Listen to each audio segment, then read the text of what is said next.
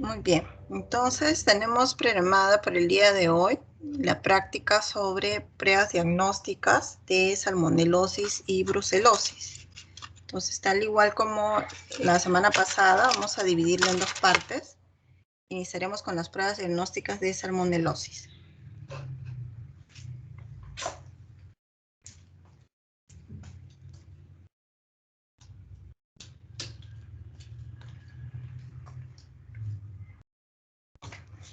¿Me confirman si se ve la pantalla?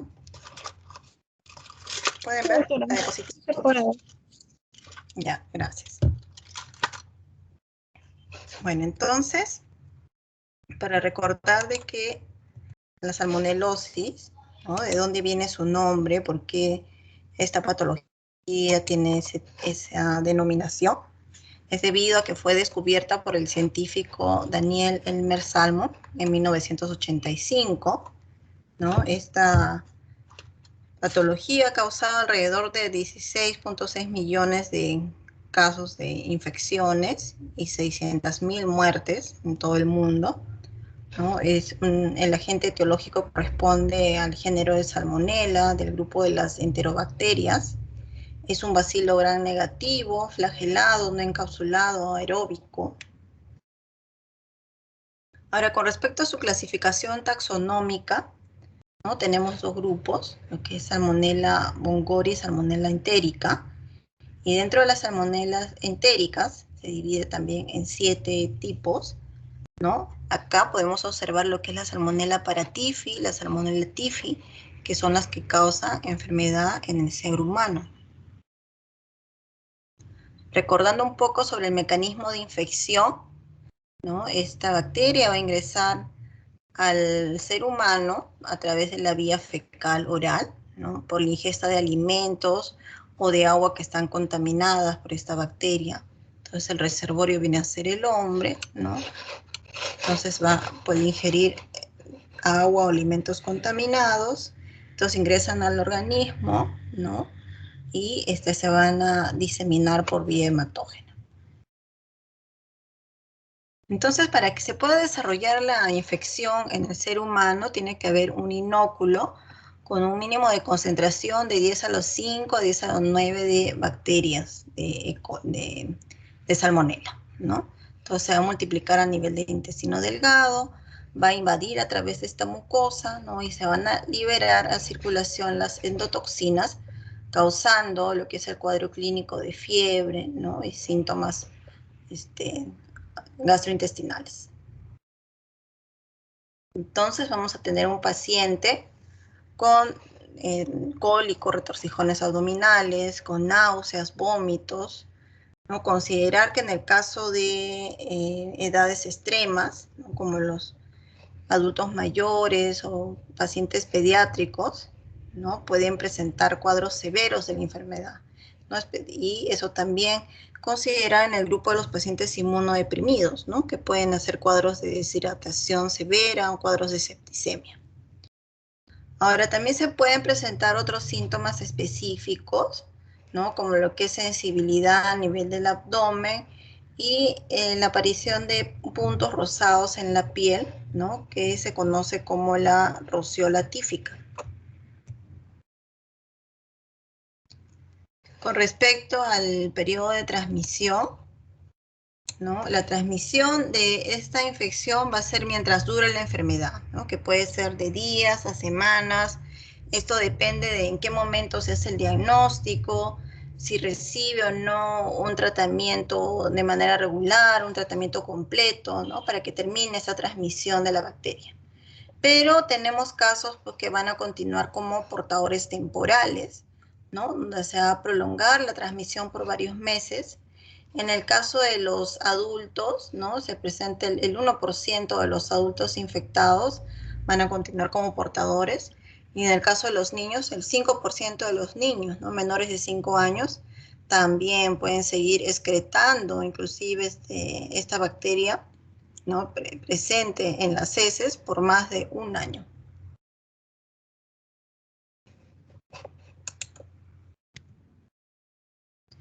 Ahora, con respecto a la estructura de la salmonela, acá es importante que recordemos cuáles son sus partes y cómo es su estructura, porque es en base a esto que también vamos a comprender, vamos a poder interpretar las pruebas diagnósticas.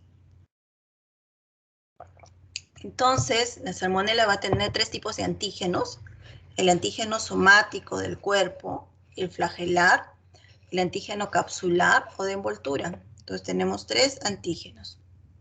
Entonces, acá nuevamente para que miremos en una imagen, ¿no? Antígeno somático, antígeno flagelar y antígeno capsular, ¿no? El que está envolviendo el soma. Entonces, ahora que ya hemos recordado un poco lo que corresponde al cuadro clínico, al mecanismo de infección, vamos a hablar detalladamente a lo que corresponden las pruebas diagnósticas para salmonelosis, ¿no? Entonces, nosotros podemos solicitar estas 4 tipos de pruebas, ¿no? Lo que es el hemocultivo, coprocultivo, cultivo de médula ósea y la prueba de viral, ¿no? Entonces vamos a empezar por lo que son los hemocultivos. Y cuando hablamos de hemocultivos, ¿a qué nos referimos, no? Hemocultivo quiere decir que vamos a cultivar una muestra de sangre, ¿no? Entonces, bueno, primero iniciamos con este cuadrito comparativo, ¿no? Donde tenemos 4 tipos de pruebas: hemocultivo, mielocultivo, coprocultivo, y miren que inclusive el urocultivo también está considerado, ¿no? Entonces, en la segunda fila, como podemos observar, su porcentaje de sensibilidad, ¿no? O de aislamiento en cada una de las diferentes pruebas, ¿no? En el caso del hemocultivo podemos aislar hasta en un 50-70% de la bacteria en la primera semana de enfermedad. Entonces es muy importante el momento también en el que se indica la prueba, ¿no? En el caso de mielocultivo también, solicitado en la primera semana, tenemos una sensibilidad de esta prueba del 90-98%, ¿no? Una sensibilidad bastante buena. En el caso de coprocultivo, hasta el 50%, pero en la tercera semana. Y en el caso del urocultivo, 3-5% podemos encontrar de positividad en estas muestras de orina. Mira, a pesar que es muestra de orina, podemos encontrar positivo para salmonela, ¿no? Entonces, acá estamos comparando estos 4 tipos de cultivos para el aislamiento de salmonella typhi. Y ahora sí vamos a hablar específicamente del hemocultivo. Este hemocultivo, ¿no? Como hemos visto en el cuadro, va a tener una buena sensibilidad si es solicitado en la primera semana. Pero acá la bibliografía nos dice que inclusive está dentro de los 14 días, ¿no? Las primeras 2 semanas de evolución vamos a tener un buen aislamiento. Pero acá es importante de que tomemos un set, ¿no? Siquiera 2 muestras de hemocultivo. No, una sola muestra aislada no nos va a dar mucha apoyo, ayuda para hacer un buen diagnóstico. Tienen que ser mínimo 2 muestras a más. En el caso de los adultos, se extrae un volumen de 10 mililitros. En el caso de los niños, un volumen de 2 a 5 mililitros. Entonces, para tomar esta muestra de hemocultivo, vamos a seguir en una secuencia de pasos, ¿no? Entonces, sabemos que como es muestra de sangre, vamos a tener que hacer una punción venosa, ¿no? Lo que quiere decir que tengo que examinar sus miembros superiores, palpar una buena vena, y elegir cuál es la vena en la cual le voy a hacer la punción, ¿no? Para esto vamos a hacer una higiene, ¿no? Limpiamos el brazo, limpiamos la superficie de la piel de donde vamos a hacer la punción. Esa limpieza tiene que ser de forma circular, de adentro hacia afuera, ¿no? Con alcohol o con un equivalente de este. Luego de la limpieza dejamos secar y ya no volvemos a tocar ni a palpar, ¿no? Porque ya vamos a hacer la extracción. Recordarle que también tenemos que limpiar la parte superior del frasquito. El frasco que vamos a utilizar para inocular la sangre, a pesar de que viene sellado, también, ¿no? Como ha estado en sitios de almacén, entonces tenemos que limpiar la superficie de la tapita superior, ¿no? Acá tenemos, por ejemplo, una fotografía de las botellitas. Esto se saca un taponcito y acá también debemos limpiarlo con algodón y alcohol, ¿no? Entonces, una vez que extraemos la muestra con jeringa, la vamos a adicionar a estos frasquitos por el método de inoculación, ¿no? Entonces vamos a invertir la botella, ¿no? Una vez que ya se inocula acá la muestra de sangre, invertimos, rotamos, homogenizamos para que se mezcle la muestra de sangre con el medio que está dentro de la botellita, ¿no? Entonces, además de que ya se tomó la muestra, también tenemos que marcar o rotular adecuadamente el frasco con el nombre completo del paciente, la procedencia, la fecha, la hora de la toma de muestra, ¿no? Todos los datos importantes para un buen proceso de microbiología. Entonces acá tenemos un esquema de resumen, ¿no? Donde se ve pues a una enfermera haciendo la extracción, a un paciente adulto, ¿no? Donde extrae de 5 a 10 mililitros. En el caso de los niños sería de 1 a 3 mililitros. Vamos a desinfectar el tapón de goma, ¿no? Este taponcito de la parte superior, que puede ser con alcohol del 70% o con yodopovidona. Una vez que extraemos la muestra de sangre en la jeringa, la vamos a inocular, es decir, inyectar dentro del frasquito, ¿no? Pero con mucho cuidado de no introducir aire, ¿no? Y vamos a rotar el frasco, homogenizar el frasco para que todo se mezcle adecuadamente. Una vez que ya hemos tomado la muestra en el frasquito, vamos a llevar esa muestra a incubación. Para que crezca cualquier bacteria en microbiología, una vez que se coloca en su medio de cultivo, tenemos que incubarla. Tenemos que darle la temperatura adecuada para que esa bacteria pueda crecer, ¿no? Entonces la vamos a incubar a 37 grados en una estufa, puede ser una estufa convencional o en un equipo automatizado de hemocultivos, donde programamos la incubación por un tiempo de 5 días, ¿ya? Entonces, ese es un dato importante porque no podemos estar pidiendo el resultado de cultivo el primer día o a los 2 días, ¿no? Ustedes tienen que tener la información de que este es un procedimiento especial, es un cultivo, tenemos que esperar que crezca la bacteria, entonces yo no puedo acelerar el crecimiento. Yo tengo que esperar el tiempo necesario para que la bacteria crezca. Entonces, miren, acá tenemos la fotografía de los frasquitos de hemocultivo. Los que tienen tapita azul es para pacientes adultos, lo de tapita rosada para pacientes pediátricos, ¿no? Entonces, ambos frascos se utilizan para el aislamiento de gérmenes comunes, en este caso como la salmonela. Esta es la fotografía de un equipo de hemocultivos, un equipo automatizado, ¿no? En el cual vamos a colocar, introducir, ¿no? En la posición que me designa el equipo, vamos a introducir la botellita con la muestra de sangre. Entonces, este equipo va a ir haciendo lecturas de la muestra, ¿no? Y si es que sale positivo, el equipo me va a dar una alerta de que ya debo retirar el frasco y seguir con el proceso. Pero en el caso que yo no tenga ese equipo automatizado, yo tengo que estar sacando de la estufa y leyendo, vamos a observar cada 24 horas, vamos a ir visualizando si hay cambios en la muestra, si hay cambios de color, si se pone turbio, si hay presencia de burbujas, cambios que a mí me indiquen que existe positividad, ¿no? Entonces, si se da algún cambio físico en la muestra, vamos a pasar a un procedimiento de subcultivos, ¿no? Para poder identificar la salmonela, ¿no? Y una vez que se identifica con pruebas bioquímicas, vamos a pasar a lo que es el antibiograma para poder reportar también a qué es sensible y a qué es resistente. Entonces, ¿habrá alguna pregunta con respecto a este primer examen, a esta primera prueba diagnóstica para salmonelosis con respecto al hemocultivo, chicos? ¿Se ha comprendido esta primera prueba? Sí, doctora.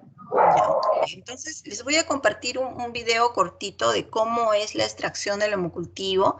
Quiero que lo miren concentrados porque después vamos a discutir sobre el video, ¿ya? Y ahí todos van a ir participando para ir registrando su, de que están presentes, ¿no? Y están haciendo sus comentarios con respecto a la práctica programada del día de hoy. A ver, un segundito, vamos a colocar sonido para el video.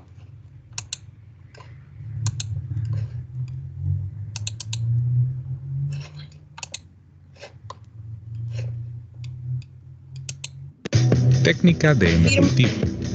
En lo posible se deberá realizar con... Sí, sí se puede escuchar. Deberá estar con gorro, mascarilla y guantes de manejo. Veamos a la enfermera jefe ubicada en la unidad de cuidados intensivos neonatal desarrollando las siguientes acciones. Colocación de mascarilla y gorro. Lavado de manos quirúrgico.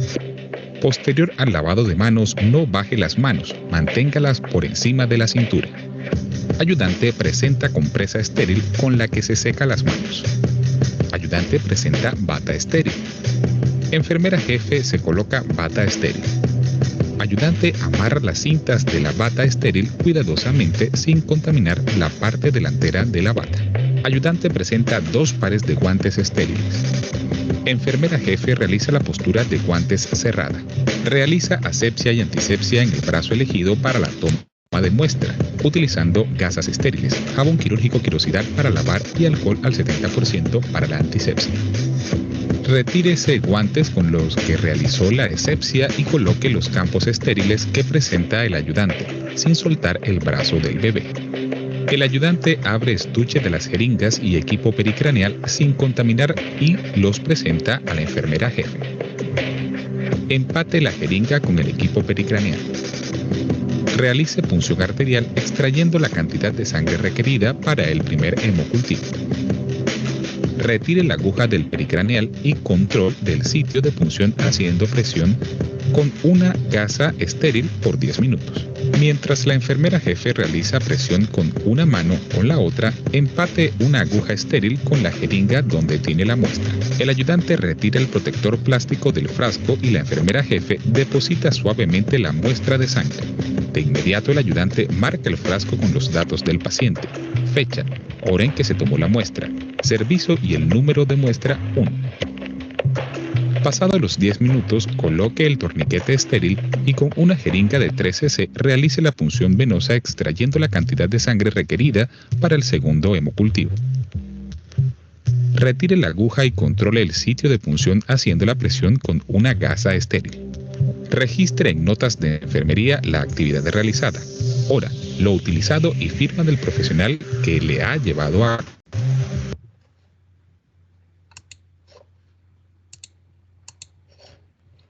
Muy bien, entonces hemos observado un video que nos resume lo que consiste el procedimiento de toma de muestra de hemocultivos. Entonces, a ver, quiero escuchar una participación del alumno Ángel Morales.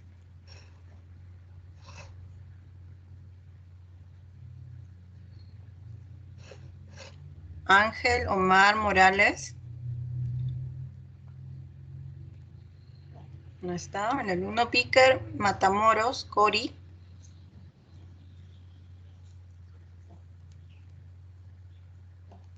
Tampoco, no está presente. Francesca Manco. Presente, doctora. Buenas tardes. Buenas tardes, Francesca. ¿Nos podrías comentar qué has observado en el video?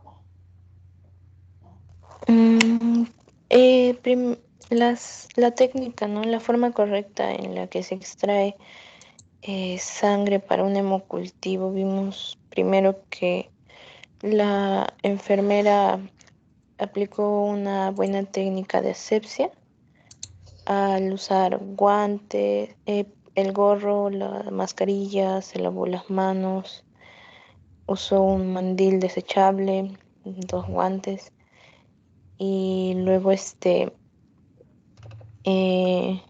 con una jeringa, ¿no?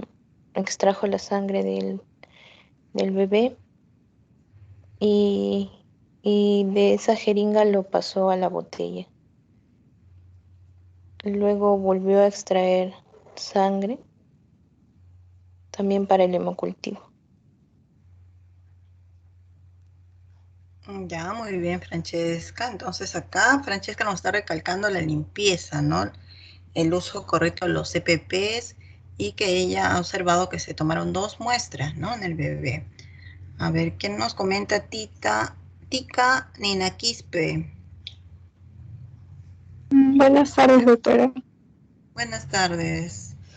¿Qué nos puedes comentar? ¿Qué observaste en el video? ¿Algo diferente a lo que hemos explicado? ¿Algo que te llame la atención? Bueno, como mencionó mi compañera, primero se realizaron los cuidados necesarios para limpiar toda la zona y pues que no haya ningún tipo de contaminación. Y bueno, posteriormente se procedió a realizar eh, el- la técnica, ¿no? Que primero fue desinfectar la zona con alcohol el 70%. También luego se procedió a realizar la punción arterial.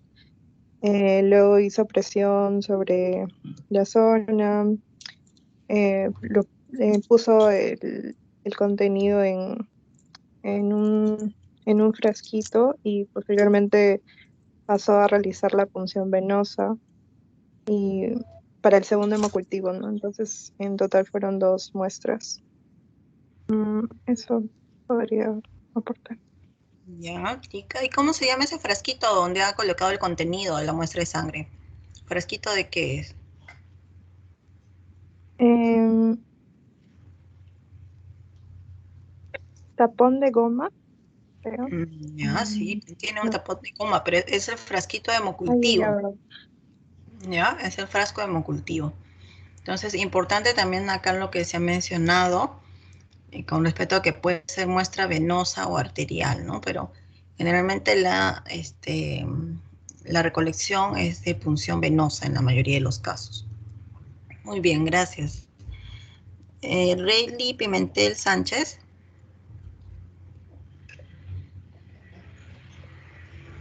Sí, doctora. Rayleigh Eh, Pimentel, buenas tardes. ah, ya. ¿Qué nos puedes Buenas tardes, comentar del doctora. video? Bueno, eh, me llamó mucho la atención los medios de asepsia que usó la paciente, ¿no? Los EPPs y lo que han referido las compañeras. Lo que me llama la atención es que en pacientes con patologías como deficiencias de vitamina K o trastornos de la coagulación, ¿se utilizarían los mismos frasquitos? Sí, utilizamos los mismos frascos para hacer el aislamiento, porque acá lo que tienen los frascos son componentes enriquecidos que permiten que crezcan las bacterias. Entonces, el frasco es el mismo. La única diferencia sería en el procedimiento al hacer la punción, que tendríamos que tener más cuidado, ¿no? Para poder activar la coagulación, ¿no? Hacer una buena presión de la zona donde se esté haciendo las punciones, ¿no? Ese sería el cuidado diferente que tendríamos, ¿no? Al momento de la extracción, hacer una buena presión para que se dé la coagulación, ¿no? No tenga ningún problema de sangrado del paciente si es un anticoagulado, por ejemplo, ¿no? Muy bien.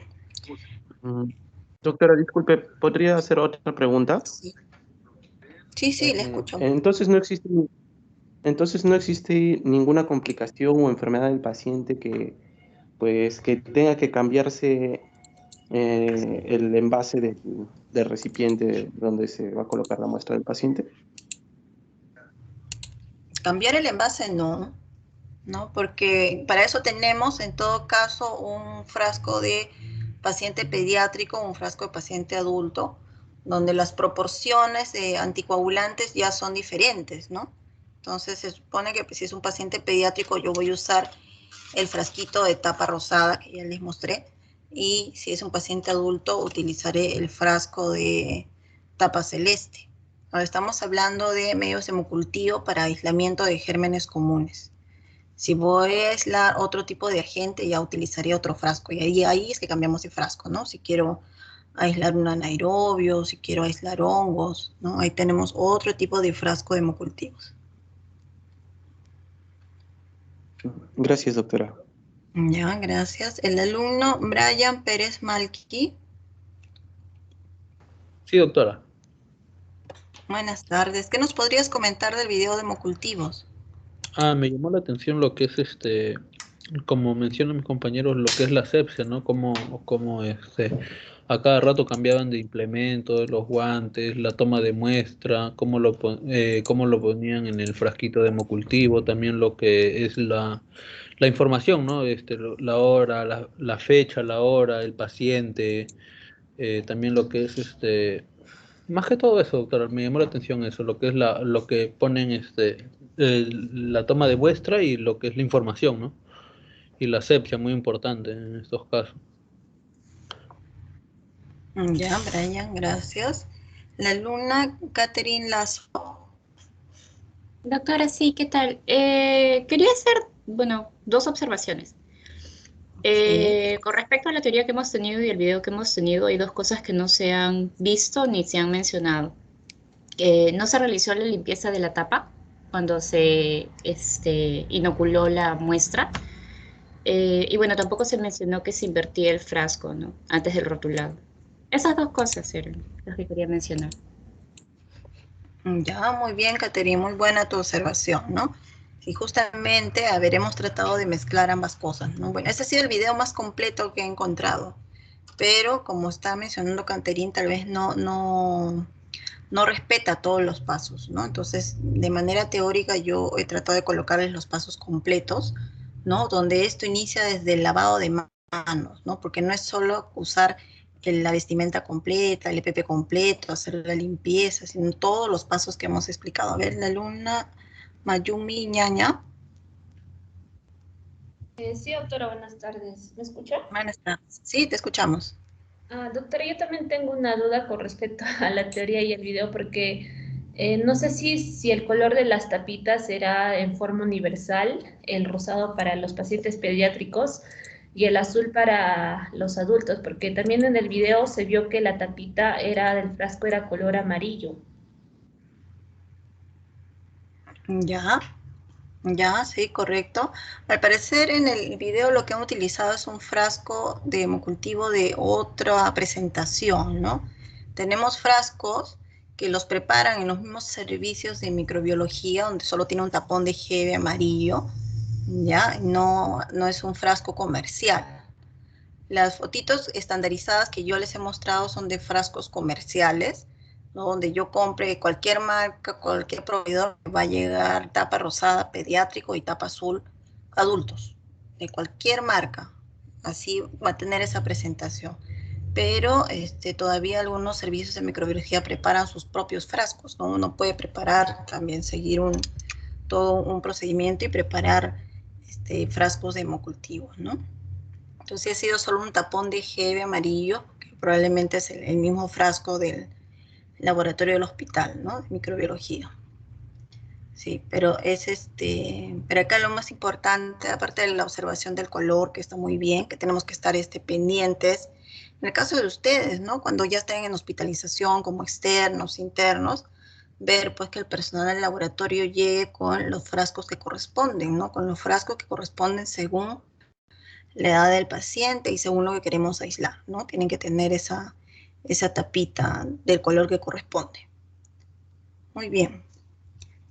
A ver, la alumna Isabela Nakamura. Sí, doctora, buenas tardes. Buenas tardes, Isabela. ¿Algo que nos puedas comentar del video? Sí, bueno, lo que me llamó la atención fue que hubo un cambio de guante para la limpieza de la zona y bueno, luego se lo cambió para la extracción de sangre. Es, bueno, la primera vez que veo que realizan los cambios. ¿Esto se debe porque es un neonato o siempre se da esto, doctora? Ya, este cambio de guantes para la toma de muestra de hemocultivos para cualquier tipo de paciente.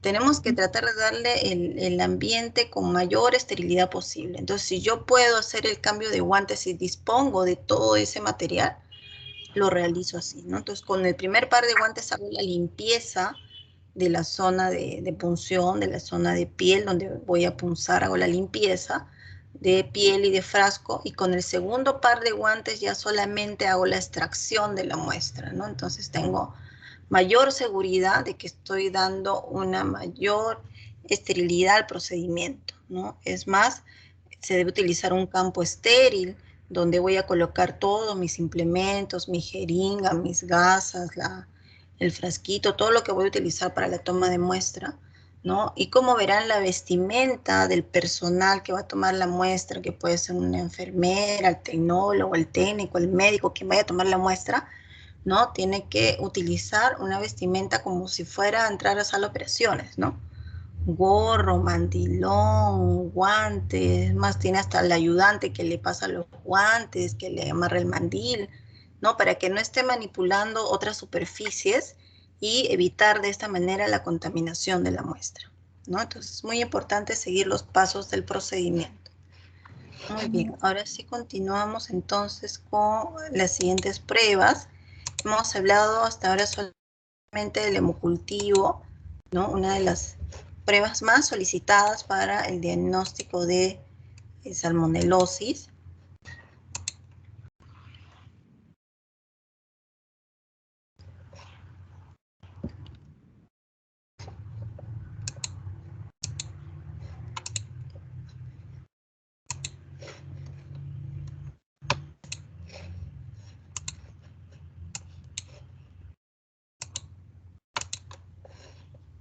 ¿Me confirma si se observa la diapositiva?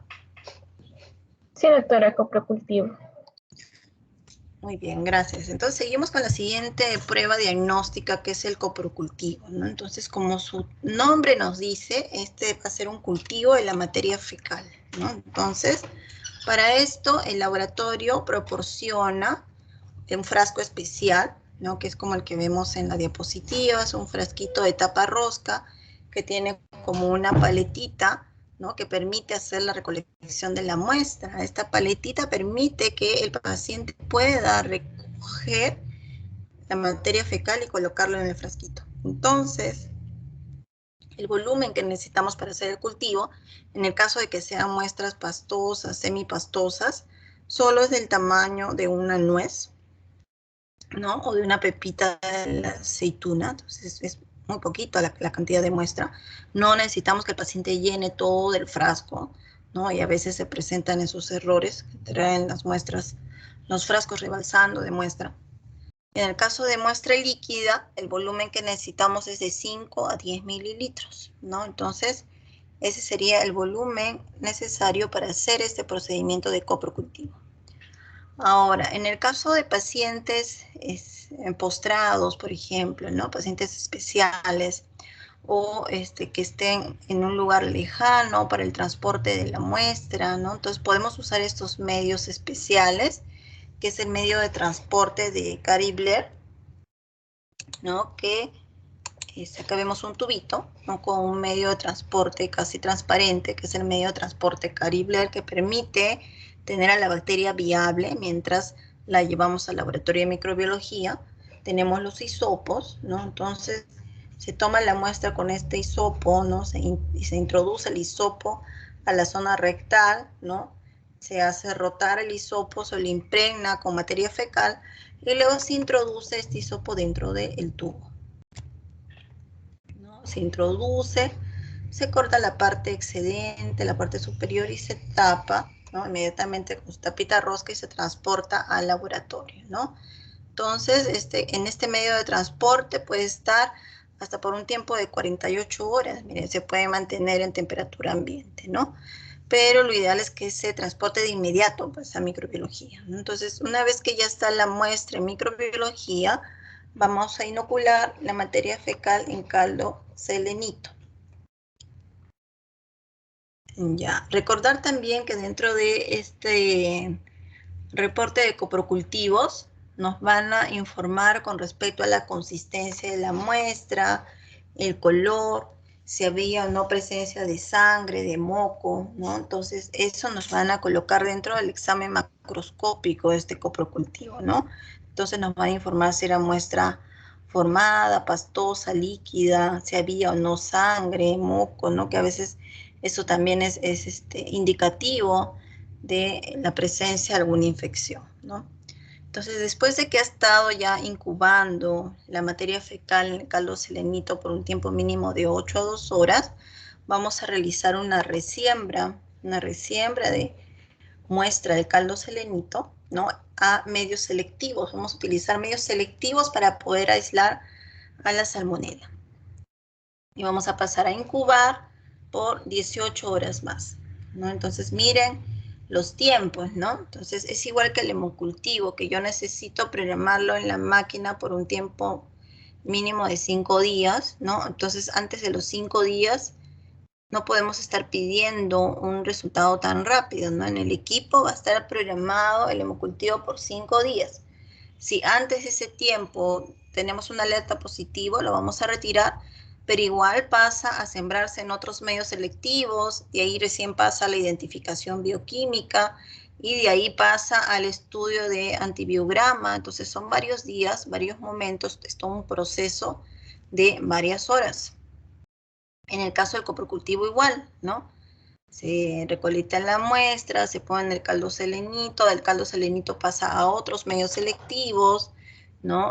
Los medios selectivos que vamos a utilizar son estos tres, que es el agar XLD, agar SS de Salmonella shigella, agar maconque, ¿no? Entonces, una vez que crece en estos medios selectivos, vamos a realizar recién la identificación bioquímica, ¿no? Recuerden que la siembra, ¿no? Se realiza utilizando pues estas asas que tienen un extremo metálico, ¿no? Que nos permite hacer unas estrías en los agares que son como unas muestras de gelatina, ¿no? Entonces se hace una dispersión de la muestra con estrías por agotamiento, ¿no? Es una dispersión por agotamiento. Hacemos un inóculo inicial, después un segundo inóculo por cuadrantes, luego un tercer inóculo y uno cuarto, ¿no? Dando de esta manera, rodeando, ¿no? Todo lo que es el agar, ¿no? En 4 cuadrantes. Luego estos agares en los medios selectivos pasan también a incubación por un tiempo hasta de 24, 48 horas. Y si hay crecimiento, vamos a pasar a pruebas de identificación bioquímica y de ahí recién a sensibilidad y antibiograma, ¿no? Entonces, coprocultivo es otro procedimiento que tiene varios momentos, ¿no? Es un procedimiento de varios días. Otra de las pruebas diagnósticas que son solicitadas para esta bacteria de salmonella es el mielocultivo, ¿no? Entonces, cuando hablamos de mielocultivo, ¿a qué nos referimos? Nos referimos a extracción de médula ósea, ¿no? Y vamos a cultivar esa muestra, ese es el mielocultivo. Y para esto, lo que vamos a hacer es una extracción de la muestra de médula de la región external o de la cresta ilíaca, ¿no? Acá estamos observando una fotografía en el lado derecho donde con un punzón especial se está haciendo la extracción de la cresta ilíaca. Ahora, para este examen de mielocultivo no es tan sencillo, ¿no? Porque es un procedimiento invasivo. Acá tiene que firmarme el consentimiento del paciente, el familiar, ¿no? Es un procedimiento invasivo que se le va a realizar. El protocolo que se sigue es los mismos pasos de limpieza y de esterilidad como si fuera para un hemocultivo, la misma vestimenta, pasos de desinfección, limpieza de la zona de la piel. La diferencia acá es que utilizamos unos punzones especiales, ¿no? Con unas agujas especiales para llegar hasta esas zonas de médula, pero una vez que se extrae la muestra, ¿no? Con este punzón, se va a inyectar también en los frascos de hemocultivo que ya hemos estado mostrando, ¿no? En esos mismos frascos. Se extrae la muestra de médula y se inyecta en el frasco de hemocultivo y pasa también a incubación, ¿no? Y si es que hay positividad, a sembrarse en medios selectivos, de ahí a la prueba de identificación bioquímica y de ahí a la sensibilidad y resistencia, ¿no? Del antibiograma. Entonces ya hemos hablado de los cultivos que podemos realizar. Con los cultivos vamos a aislar directamente a la bacteria, ¿no? Vamos a aislar a la salmonella, es en hemocultivo, coprocultivo, mielocultivo. Pero tenemos también un examen de sangre, que es la reacción de Vidal, o también llamado como antígenos febriles, aglutinaciones, son los términos que utilizan los clínicos, ¿ya? Pero el nombre correcto es de reacción de Vidal. Entonces, para este examen lo que vamos a tomar es muestra de sangre en el paciente. Muestra de sangre. ¿Por qué? Porque yo lo que voy a investigar es si están presentes anticuerpos contra la salmonela. Y acá que vamos a recordar la estructura antigénica de la salmonela que ya habíamos mostrado, ¿no? Entonces, con esta prueba vamos a demostrar si están o no presentes anticuerpos contra salmonela, ¿no? Anticuerpos contra antígeno H, contra antígeno O, ¿no? Que de estar presentes se van a unir con el reactivo que vamos a utilizar y va a aglutinar, ¿no? Entonces vamos a observar una reacción de aglutinación en esa reacción de Vidal. Entonces recordar acá que los anticuerpos contra el antígeno O van a aparecer recién a los 6 o 8 días. Los anticuerpos contra el antígeno H recién aparecen entre los 8 a 12 días. Lo que quiere decir que esta prueba no la puedo solicitar en un momento muy precoz, ¿no? Tengo que esperar siquiera unos 10 días a 2 semanas de tiempo de enfermedad para recién poder solicitar este examen. Ya, pues si lo solicito muy precoz voy a tener un falso negativo, ¿no? Entonces, para este examen utilizamos una placa de vidrio, utilizamos reactivos que lo que van a tener son antígenos, ¿no? Que yo voy a utilizar la muestra del paciente que tiene anticuerpos.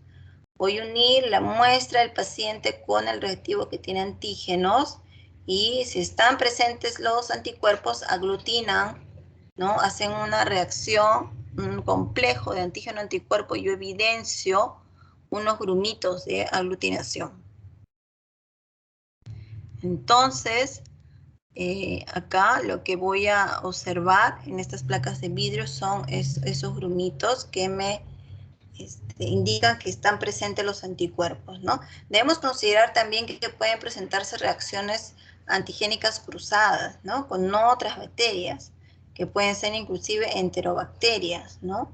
Pueden ser reacciones cruzadas por parásitos, por virus, por hongos, ¿no? Entonces, esta prueba no es tan específica, ¿ya? Tiene varias desventajas, podríamos decir, ¿no? Recién la puedo solicitar a las 2 semanas y además puedo tener falsos positivos o reacciones antigénicas cruzadas por otra infección con otra enterobacteria o presencia de parásitos, virus o hongos.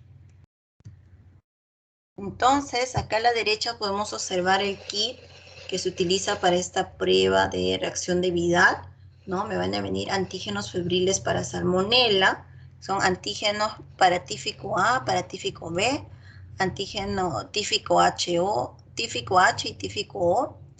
Inclusive me vienen antígenos para Brucela. Yo puedo detectar si tiene también anticuerpos para Brucela.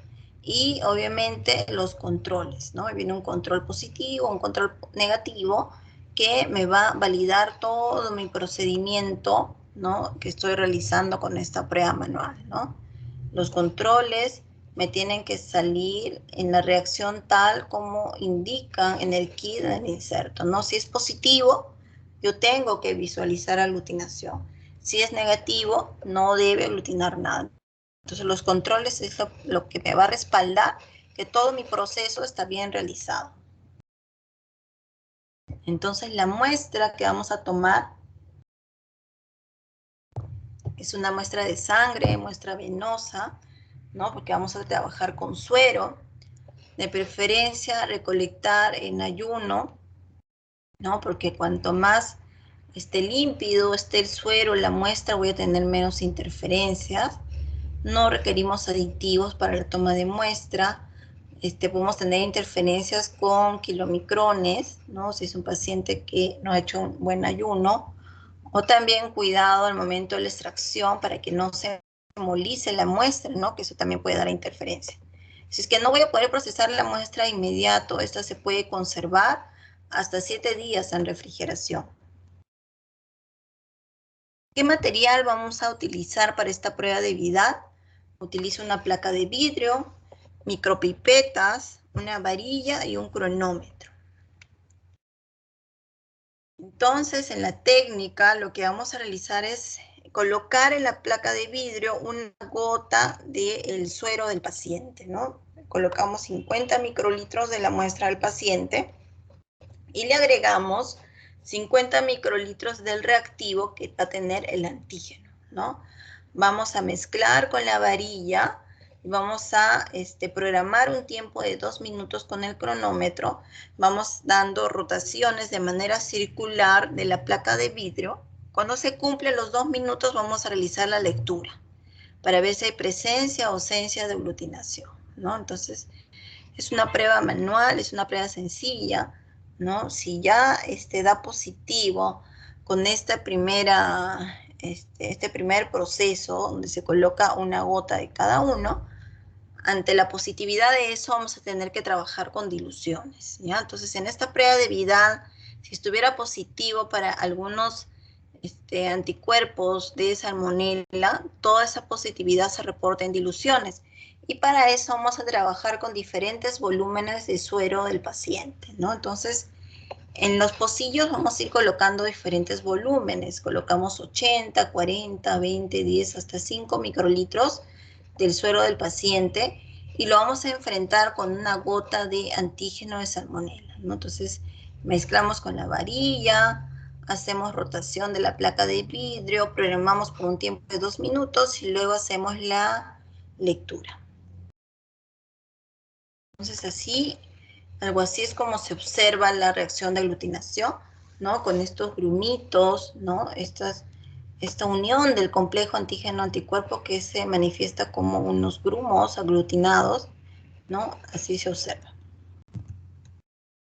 Ahora, ¿cómo vamos a interpretar la positividad de esta muestra, ¿no? Si vamos a observar aglutinación donde yo he colocado 80 microlitros de muestra, el título de positividad va a ser de 1 en 20. Si va a dar positivo donde he colocado 40 microlitros, la positividad es de 1 en 40. Si está positivo donde coloqué 20, es de 1 en 80. Si da positividad donde coloqué 10, es de 1 en 160. Y donde coloqué 5 microlitros, la positividad sería de 1 en 320. ¿Y cómo vamos a interpretar o cuáles serían los valores de referencia? En el caso de que el título de positividad esté entre 1,40 a 1,80, el paciente se considera como sospechoso de la enfermedad. Si tenemos títulos mayores de 1/80, puede considerarse ya como una prueba diagnóstica, ¿no? Una probabilidad diagnóstica ya en un paciente que tenga el cuadro clínico, pero además que se encuentre en una zona que no sea una zona endémica, ¿no? Por ejemplo, en un país desarrollado, ¿no? No como nuestra comunidad donde existe mucha positividad para salmonela. Entonces, para nosotros, ¿no? Donde tenemos valores altos, estadísticos, entonces, para considerar positivo para esta prueba de Vidal debe tener un título mínimo de 1/160, ¿ya? Y si ya encontramos un título de 1/320, entonces ya es más concluyente de que sí tenga el cuadro, la infección por salmonela. Considerar que podemos tener algunos casos de falsos negativos cuando el paciente ha recibido antibiótico terapia de manera precoz, ¿no? Cuando está utilizando corticoides, cuando se solicita la prueba de manera muy temprana, en la primera semana, cuando el paciente ya tiene alguna inmunodeficiencia, ya sea adquirida o congénita, o si es portador crónico de salmonela.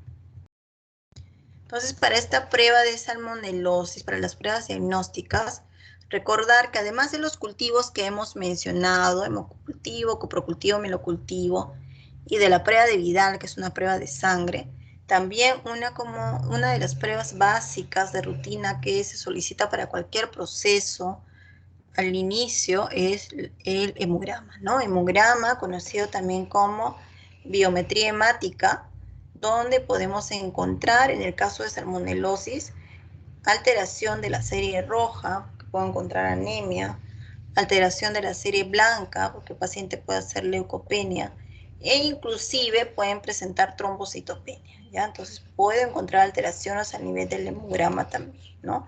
Pero no es algo que sea patognomónico solo de la salmonela, ¿no? Son alteraciones de un examen general, un examen básico de rutina. eso sería con respecto a esta primera parte de la salmonelosis. No sé si tenemos alguna pregunta hasta acá para que podamos pasar con la siguiente, la segunda parte de esta práctica. Sí, Caterina, ¿estás con tu manito levantada? Ah, no, ya. Así Pero se sí, quedó. tenía una pregunta. Sí, sí, te escucho.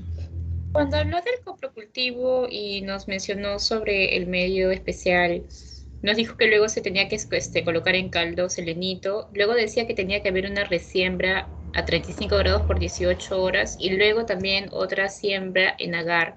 No sé si es que ahí me he confundido, si es solamente una siembra después del caldo selenito o si es que sí son Solo dos una. siembras más. No, es solo una. Solo Después una. del caldo selenito pasa a los medios selectivos, donde puede ser el agar de Salmonella shigella, ¿no? El XLD y el maconque, ¿no? Esos tres medios selectivos.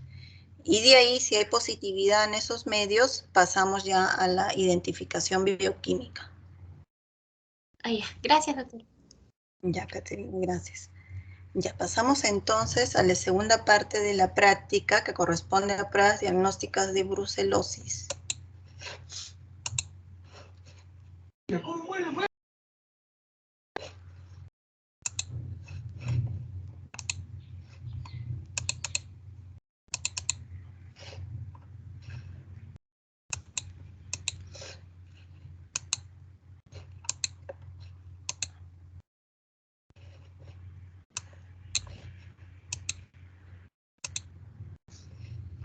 ¿Me confirman, chicos? ¿Se ve la diapositiva? Sí, doctora. Sí, se ve, doctora. Ya, gracias. Entonces pasamos a lo que corresponde pruebas diagnósticas de brucelosis. Entonces, de la misma manera vamos a dar una pequeña introducción con respecto a las características de esta bacteria. Este es un cocobacilo gram negativo, no encapsulado, inmóvil, es una bacteria intracelular, ¿no? Entonces, tal vez esta es una de las características por lo cual el crecimiento de esta bacteria va a ser un poco más difícil, un poco más lento, es una bacteria de crecimiento difícil, ¿ya? Pero aún así se puede aislar, solo que tenemos que dar las condiciones necesarias. Recordar que tenemos 7 especies de brucela, pero son 4 las que pueden dar enfermedad en el hombre, ¿no? La brucela melitensis, brucela abortus, brucela suis y brucela canis. Las fuentes de infección tenemos varias, ¿no? Pero lo más frecuente es que sea por el contacto con los ganados, ¿no? Secreciones, ¿no? Ingesta de derivados lácteos, ¿no? Ahorita vamos a comentar todos los mecanismos de cómo se puede dar la infección. Entonces acá miren, tenemos un cuadrito resumen donde nos mencionan 4 vías de infección. Puede ser oral, puede ser por contacto, puede ser respiratoria o puede ser parenteral. En el caso de la vía oral, la puerta de entrada sería la mucosa digestiva y la fuente de infección sería la ingesta de leche cruda o de derivados lácteos no pasteurizados, ¿no?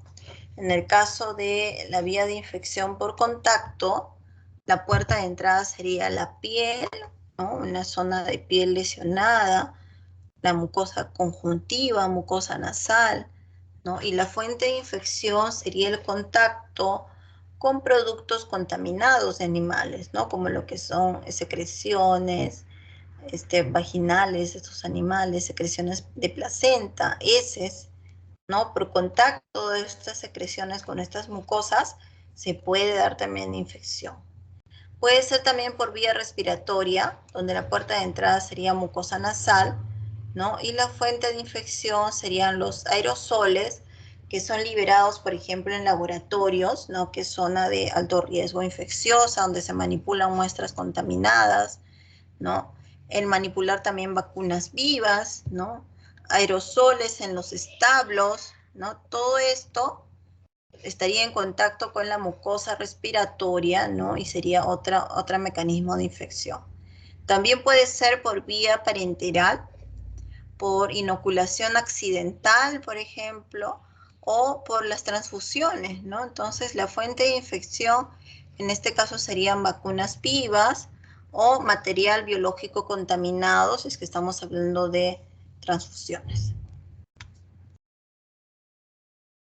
Dentro de los datos epidemiológicos, considerar que esta es una patología de distribución universal. Se presentan aproximadamente 500.000 casos al año. Se considera como una zoonosis. La principal fuente de infección es por consumo de lácteos, ¿no? Lácteos no procesados, no pasteurizados, ¿no? Y lo más frecuente es que se dé esta infección en el grupo de trabajadores de zonas de mataderos, ¿no? Ahí se presenta una alta incidencia. En el síndrome clínico, considera primero el periodo de incubación, que es un periodo largo, que puede ser de 1 a 8 semanas. El cuadro clínico en el paciente es variado, puede presentar desde fiebre, sudoración, hasta dolores a cualquier nivel, ¿no? Dolor muscular, en articulaciones, dolor de cabeza, puede presentar adenopatías, visceromegalias.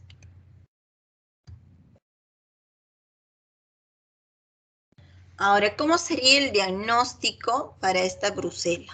¿No? Entonces, al igual que la salmonela, acá podemos hacer un aislamiento directo de la bacteria, como también podemos buscar anticuerpos. Entonces, igual las pruebas diagnósticas se dividen en directas e indirectas, ¿no? En las directas vamos a aislar a la brucela. Indirectas, vamos a buscar anticuerpos contra brucela. Lo que quiere decir que en las indirectas trabajo con muestra de sangre, ¿no? Con suero. Para el caso de las pruebas de diagnóstico directo, acá consideramos a los cultivos, ¿no? Al examen microscópico, donde vamos a evaluar directamente a la bacteria, si estoy haciendo una coloración Gram, y a los subcultivos. Entonces, en el cultivo tenemos en primer lugar, lo más solicitado es el hemocultivo, ¿no? Así como para salmonela está en la cabeza el hemocultivo y cultivo de médula ósea, igual acá, ¿no? Tenemos hemocultivo, cultivo de médula ósea, con la diferencia de acá también podemos pedir cultivo de otros líquidos biológicos, ¿no? Porque como esta es una enfermedad con un cuadro clínico variado, donde inclusive puede abarcar lo que es el sistema nervioso central, nosotros podemos pedir líquido cefalorraquídeo. Si las molestias son articulares, puedo pedir líquido articular y hacer cultivo de esos líquidos biológicos, ¿ya? Entonces, importante también que en el caso de estos cultivos se considere en los laboratorios de microbiología que el tiempo mínimo de incubación tiene que ser siquiera de 15 días, ¿ya? Porque es una bacteria de crecimiento difícil. Entonces tengo que tener un tiempo de incubación más largo.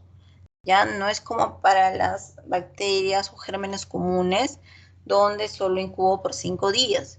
Acá, los clínicos que estén solicitando estos exámenes tienen que llenar correctamente la solicitud microbiológica y colocar lo que quieren que aislemos, ¿no? Según su presunción diagnóstica, colocarán, pues, descartar brucelosis, ¿no?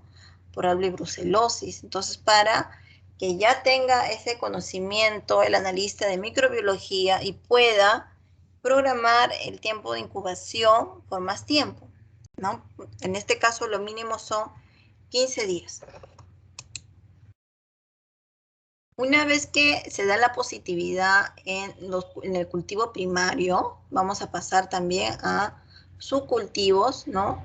O a cultivos en medios selectivos. Acá vamos a utilizar agar sangre, agar chocolate, ¿no? Y va a ir también por incubación, que puede ser de 24 a 48 horas.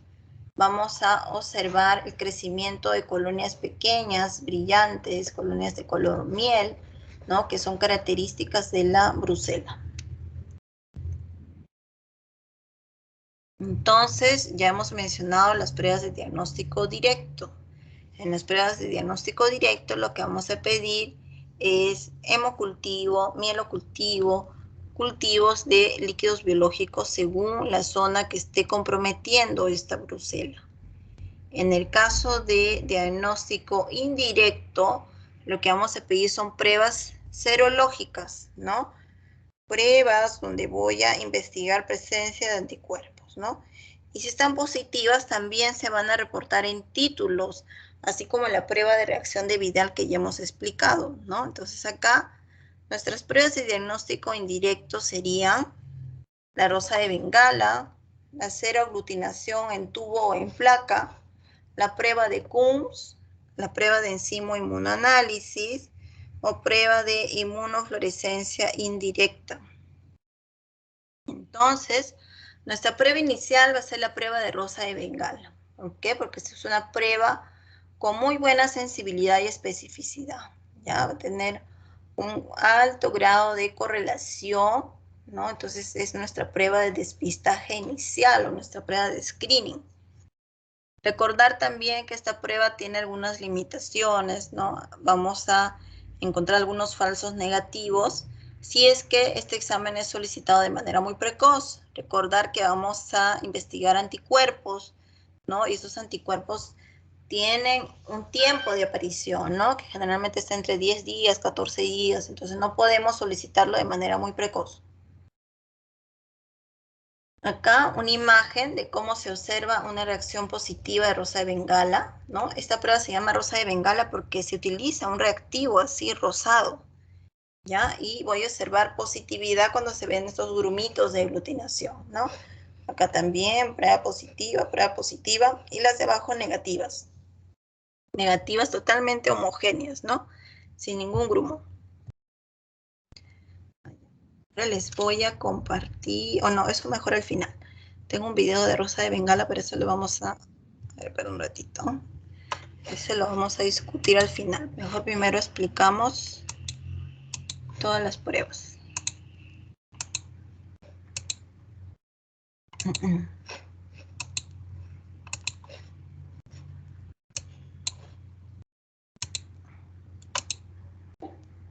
Ya, entonces tenemos también la prueba de seroaglutinación en tubo o en placa, ¿no? Entonces, esta prueba es similar a lo que hemos mencionado de la prueba de reacción de Vidal. Ya, acá si tenemos positividad, vamos a trabajar también con títulos. Y consideramos un título positivo para Brucela cuando es mayor o igual de 1/160, ¿no?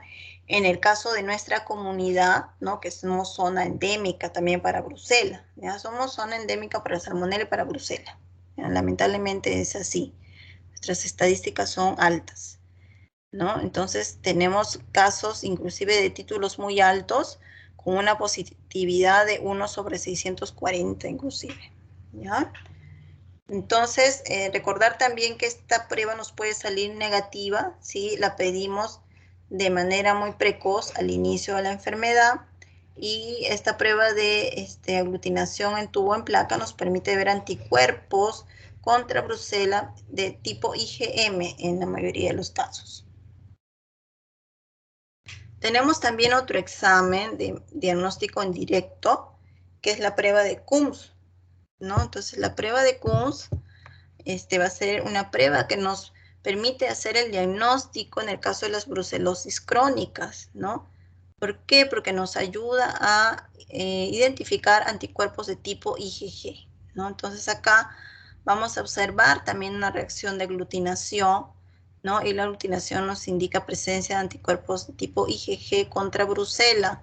Tenemos casos también de falsos positivos, es decir, de reacciones cruzadas, cuando el paciente tiene otro tipo de infecciones, ¿no? Por ejemplo, infección por Vibrio cólera, por Francisella tularensis, por Yersinia enterocolítica. Entonces, estas pruebas de anticuerpos no son tan específicas, ¿no? Pueden darse reacciones cruzadas.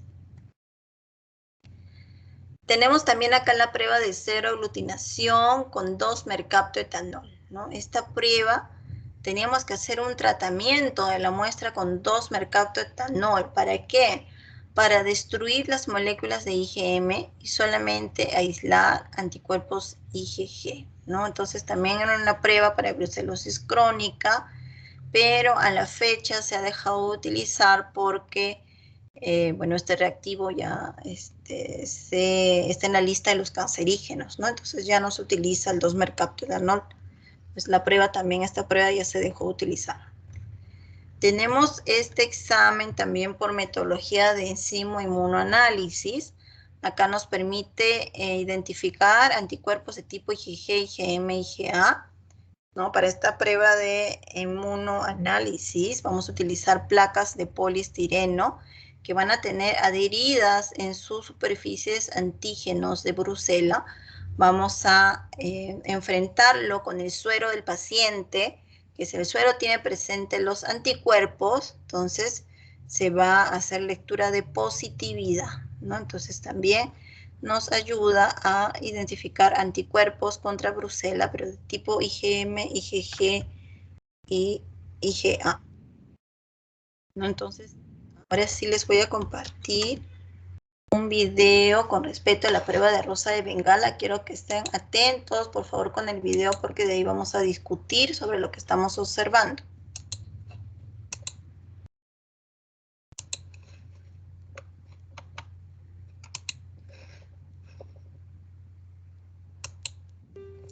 ¿Me confirman si se ve y se escucha? Sí, doctora.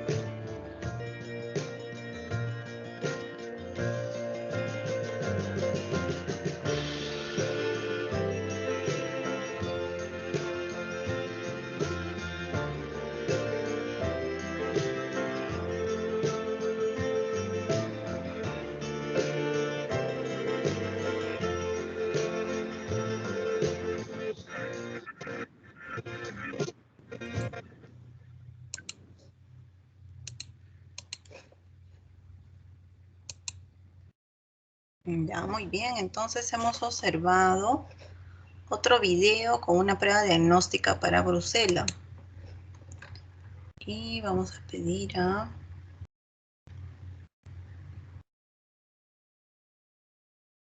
Johan León. ¿Se encuentra Johan León? Doctora, buenas tardes, ¿se me escucha? Buenas tardes, sí, le escuchamos. ¿Nos podrías comentar qué observaste en el video? Sí, doctora, se hace 3 pruebas, ¿no? En unos pequeños círculos y al final se le pone el reactivo, ¿no? De rosa de Bengala.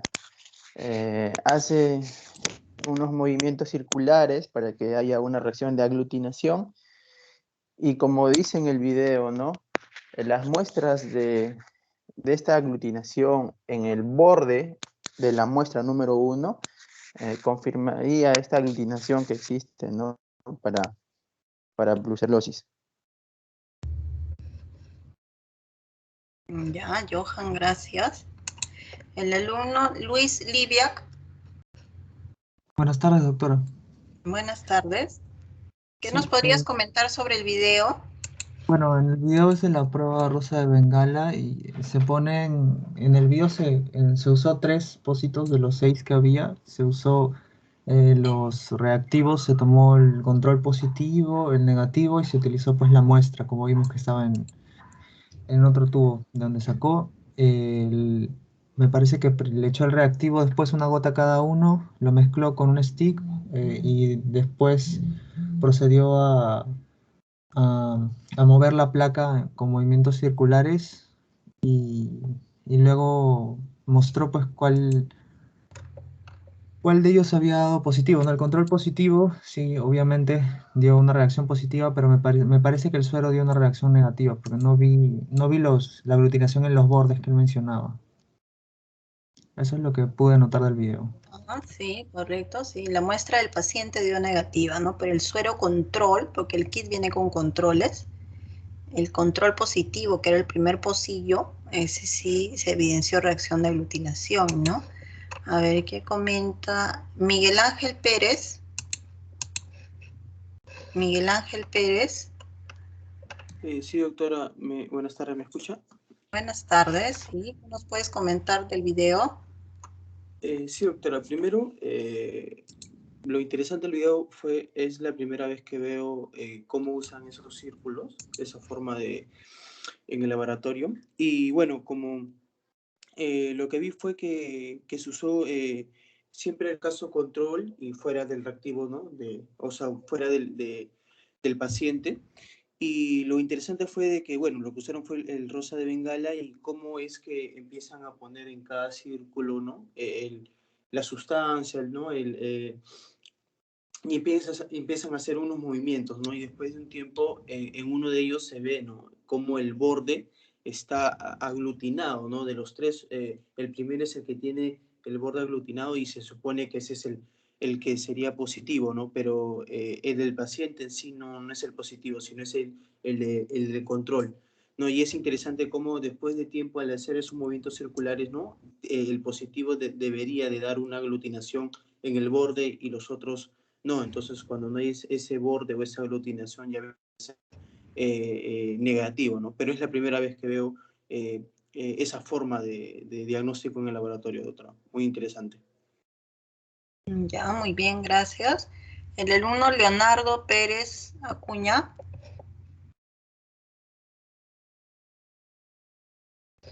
Sí, doctora, ¿me escucha? Sí, buenas tardes. ¿Qué nos Hola, podrías doctora. comentar del video? Bueno, doctora, más que todo es una de las pruebas que se utiliza para el diagnóstico de la brucelosis. Se hizo, pues, obviamente primero se depositan, ¿no? Los controles y las muestras que se van a ensayar en esta tabla, ¿no? Hubo 3 puntos, ¿no? Donde en el primero estuvo el control positivo, el segundo la muestra a ensayar y el tercero el control negativo, ¿no? Y cada muestra se le inoculó una pequeña gota de rosa de Bengala, donde se tenía que cada uno mezclar de manera, ¿no? Diferente. durante un minuto y, bueno, ver la reacción, ¿no? Que en todo caso en este paciente fue negativo, pero en sí esta prueba de rosa de Bengala es positivo cuando hay presencia de aglutinación a nivel de los bordes, lo cual es positivo por la formación de una reacción de AG y AC, ¿no? Ya, muy bien, Leonardo. Una pregunta, si esta reacción de aglutinación hubiera sido positiva con la muestra o el suero del paciente, ¿qué nos indicaría? ¿Qué está presente en la muestra del paciente? ¿A qué sería positivo? A brucelosis, o sea, doctora, la presencia de aglutinación, los bordes, evidencia de que hay una formación de reacción entre el antígeno, ¿no? El antígeno-anticuerpo, ¿no? Ya, pero ¿qué estaría presente en el paciente? ¿El antígeno o el anticuerpo? No, los anticuerpos, ¿no, doctora? Contra la brucelosis, ¿no? Correcto, los anticuerpos. Muy bien. María López Vargas. Doctora, buenas tardes. Buenas tardes, María. ¿Qué nos puedes comentar del video? Bueno, doctora, básicamente un pequeño resumen de lo que también ya han comentado mis compañeros, cómo es lo que se da la prueba de aglutinación para observar si es que se encuentra brucelosis. Lo que se realizó fue se utilizó dos controles, sí, un control positivo, un control negativo y la muestra, donde se observó que la persona que realizaba la muestra colocó 3 gotas y posterior colocó en cada pocillo una gota de rosa de Bengala. Y al momento de realizar los movimientos circulares, en un determinado tiempo se observó cómo el primero, que era el primer pocillo, que era el control, dio positivo, y los otros dos, que es el segundo la muestra y el segundo el control negativo, ambos dieron negativo. No se observó la aglutinación. Ya, muy bien, gracias. Alumno Haller Lozano.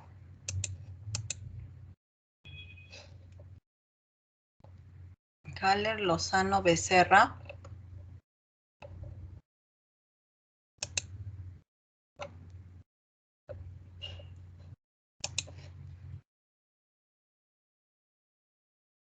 Yeslin María Maita de la Cruz. Sí, doctora, buenas tardes. Buenas tardes. Yeslin, ¿nos puedes mencionar para lo que es brucelosis un ejemplo de prueba de diagnóstico directo y una prueba de diagnóstico indirecto? Sí. Bueno, en cuanto a la brucelosis, una de las pruebas directas podría ser un hemocultivo o cultivos, ¿no? Ya sean de los líquidos, tanto de la médula ósea o líquido cefalorraquídeo o también líquidos articulares. Y en cuanto a las pruebas indirectas, sería lo que estábamos viendo en el video, lo de la rosa de Bengala, también la prueba de COMS y la ceroaglutinación, creo. Sí, muy bien, correcto, gracias. El alumno Juan Carlos Mamani. Sí, doctora. Buenas tardes, Juan Carlos. ¿Nos podrías mencionar una prueba de diagnóstico directo e indirecto para salmonela? ¿Para salmonela o brucelosis? Salmonela.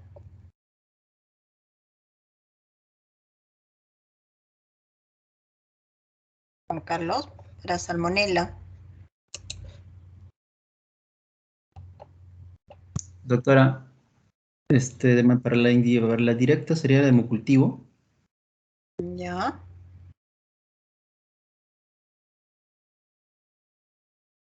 ¿Y la indirecta?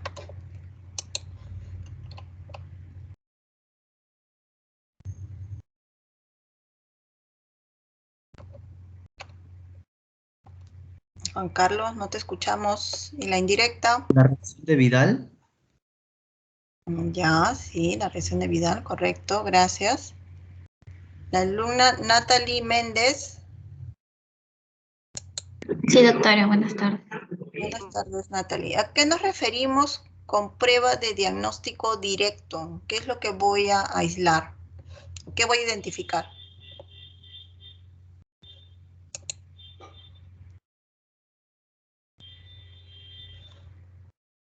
Natalie, ¿me escuchas? En el directo, doctora. ¿A qué nos referimos? ¿Cómo Al podríamos cultivo. definir la prueba de diagnóstico directo? ¿Qué es lo que voy a aislar? ¿Qué voy a identificar?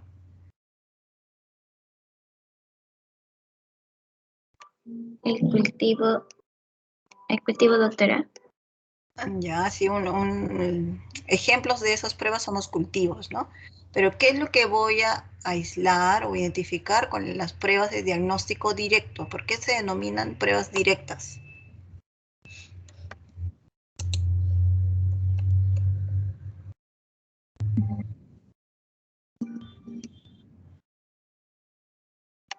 En este caso sería por la bacteria, doctora, por la misma bacteria.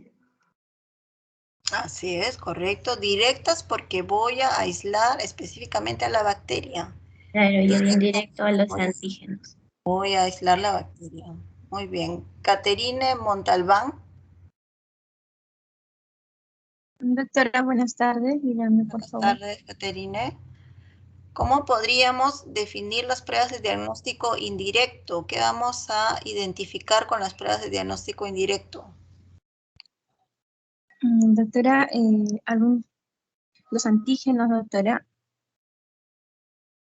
En las pruebas de diagnóstico indirecto, ¿qué vamos a identificar?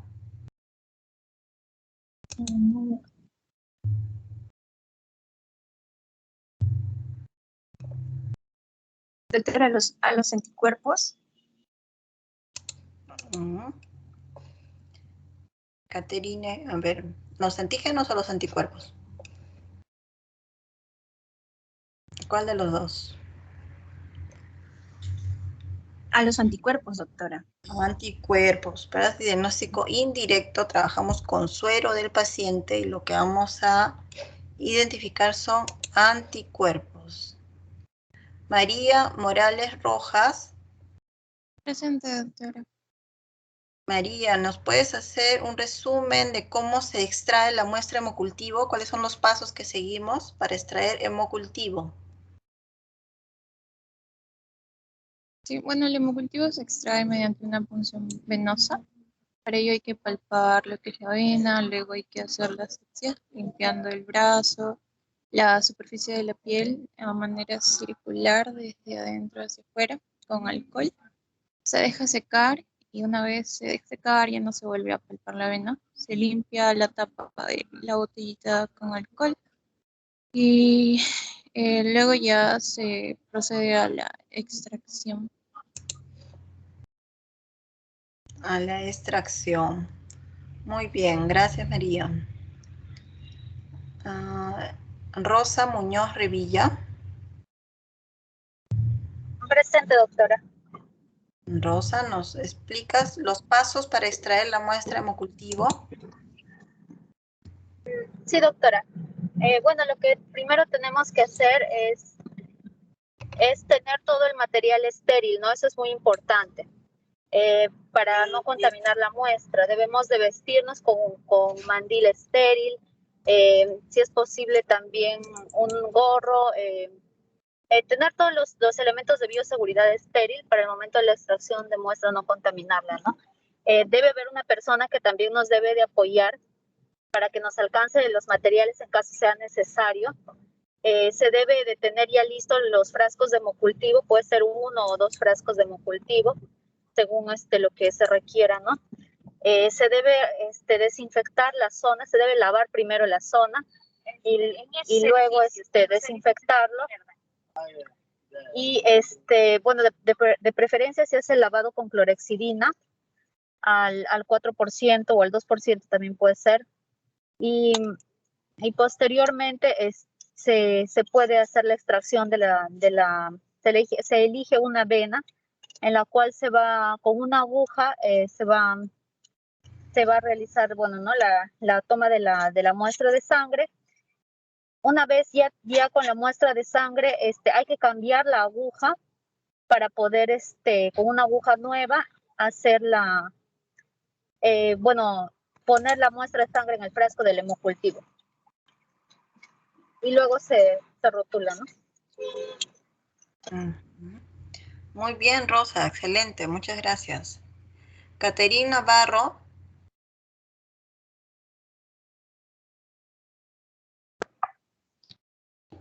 Buenas tardes, doctora. Buenas tardes. Caterina, ¿nos explicarías cómo se realiza la prueba de reacción de Vidal? A ver lo que te acuerdes, un pequeño resumen.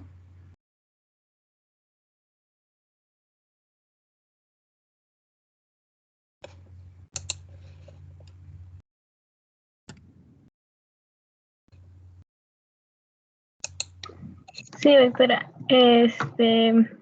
Bueno, en la reacción de Vidal se da para demostrar la presencia de los anticuerpos aglutinantes de la salmonela, ¿no? Se realiza con el suero de los pacientes que están teniendo la fiebre tifoidea. Se utilizan los anticuerpos contra el antígeno O y se deja de 6 a 8 días y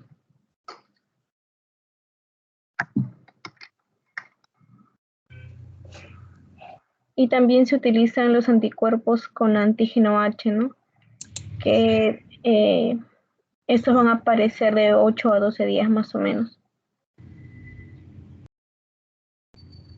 Ya, muy bien, Caterina, gracias. Lady Noriega. ¿Se encuentra Lady Noriega?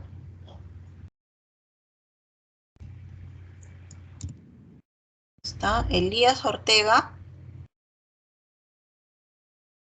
Sí, doctora.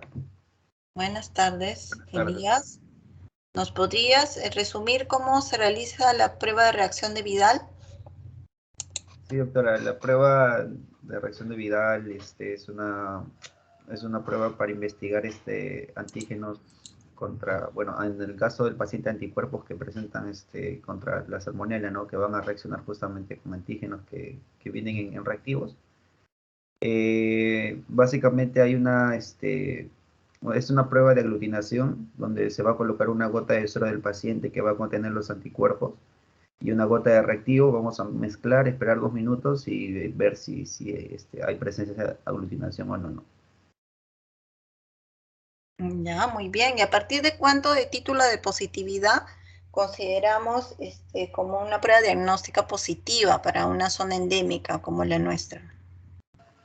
Más o menos, doctora, 1 sobre 1/160 para hablar de positividad.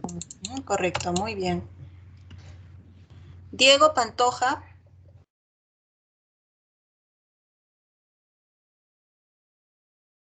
¿Se encuentra Diego Pantoja?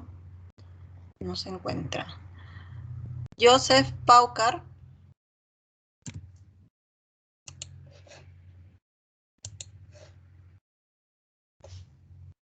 Joseph Paucar. Poco. Ya está. Muy bien, ya los llamé a todos. Decir quién está y quién no está, chicos. Muy bien, entonces, con eso estaríamos. Sí. Doctora, Sí, buenas tardes, doctora. Buenas tardes. Doctora, discúlpeme, me he conectado a media clase de coprocultivo para adelante de prueba de salmonela. De ahí empecé a estar en la clase, doctora, estaba en el hospital por un caso familiar y recién me conecté, doctora. Ah, ya, Vicker, sí, te llamé al inicio. Sí, doctora. A ver, tal vez nos explicas cómo ¿Viste el video de Rosa de Bengala? Sí, doctora, sí. A Sí ver, lo ¿qué vi. nos puedes comentar? Bueno, doctora, para la prueba de Rosa Bengala, el procedimiento fue que de los 6 pocitos que había, se escogió 3, ¿no? Uno lo tomó como control y las dos últimas los tomó como para la prueba, ¿no? Porque había prueba positivo, prueba negativa en caso del paciente, ¿no? Y cada uno de ellos se le dio primero se le echó en el control se le echó un suero, ¿cómo lo puedo llamar? Ya la muestra que ya viene con anticuerpos, ¿no? Pero con antígenos para la salmonella. Perdón, para la brucela, doctor. Y ahora, y en el segundo pocito se le echó también, en este caso, la muestra del paciente, ¿no? Y de igual modo en la tercera. Y a cada uno de ellos se le echó la rosa de Bengala, ¿no? Y luego se le movió como una especie de circular y en caso de control se observó una reacción, ¿no? En el cual se formó grumos alrededor de la muestra, ¿no? Del círculo. Mientras que en el pocito 2 no se formó mucho los grumos. Bueno, eso es lo que yo vi. Parece que fue negativo para el paciente, ¿no? Y en el tercero no se formó grumos, nada de reacción. Es decir, que no hubo una reacción antígeno-anticuerpo para el agente, doctora. Ya, correcto. Pero ¿qué es lo que estamos investigando en el suero del paciente, Vícar? ¿El anticuerpo? Sí, doctora, lo que se quiere encontrar es el anticuerpo contra este patógeno, ¿no? Ya, correcto. Son pruebas indirectas. No estamos buscando anticuerpos. Sí, doctora. Bien, muy bien. Ya, Doctora. Gracias, doctora. Damos por concluido entonces la práctica del día de hoy. Y les voy a pedir por favor en el chat que me coloquen los títulos de positividad para la prueba de aglutinación de salmonella y brucela. ¿Qué título tiene de positividad debe tener para zona endémica? Tanto de aglutinación de salmonella como de brucela. ¿Ya? Y voy a revisar esos chats, tienen 5 minutos. Y eso sería todo por el día de hoy, chicos. Gracias por su participación.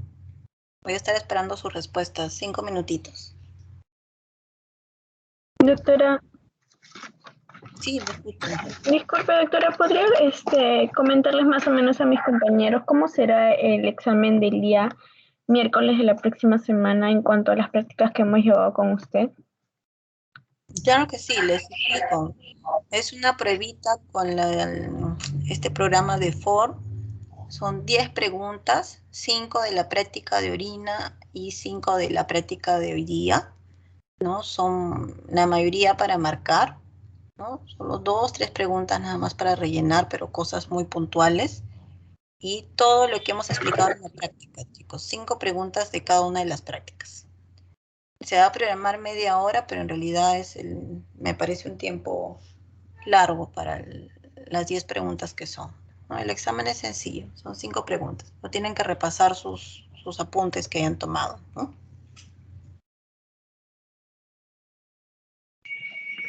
Ya, doctora, muchas gracias. Ya, chicos, gracias.